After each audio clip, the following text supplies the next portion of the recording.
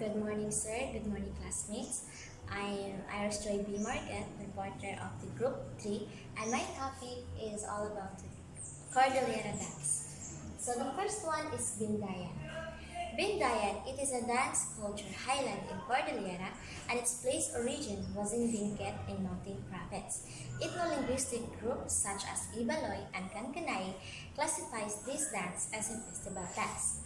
So, Bindayan, sometimes called Benjan or Bendaan, which exactly translates to let us see who gets tied first, which the people dance in circle to commemorate a triumph or conquest.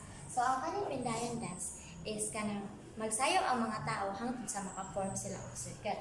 Muna siyang nakatranslate sa to let us see who gets tied first. Kay pag magsayaw ka og Bindayan dance, nagkinahanglan din siya og strength of perseverance nimo. Kaya di ba kung magsayaw ba at kadugayan kay manghawi ba itong kalawasan, kapuyo na dayon talabi na ka nang mag-circle, hantod sa circle-circle, tapos pabalik-balik ka nga sayaw.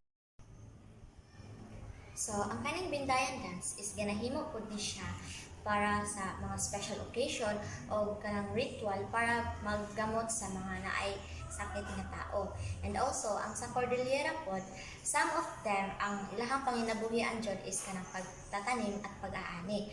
So, they believe na pag buhat sila og Bindayan dance is kanang nagtawag na sila og spirit or guardian para mag-protect sa ilahang pananom o kanapong para sa maghatag sa ilahang abundant nga harvest.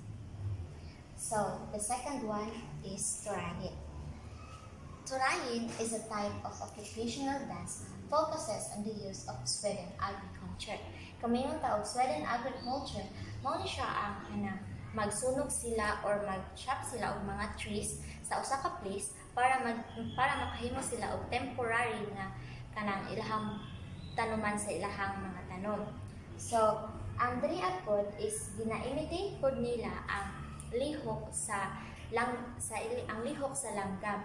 So, ang sa Turahin dance pod is kanang nagpakita diriha ang panginabuhian sa mga gada sa pamamagitan ng pag-aalaga at pagkakaisa sa kalikasan. So, the last one is Tariktik. Tariktik is originated in Benguet, also known as woodpeckers. So it's a representational courtship dance in which a colorful blanket is used as a prop to simulate the mating dance of woodpeckers. The Tariktik dance was inspired by these wild and colorful birds.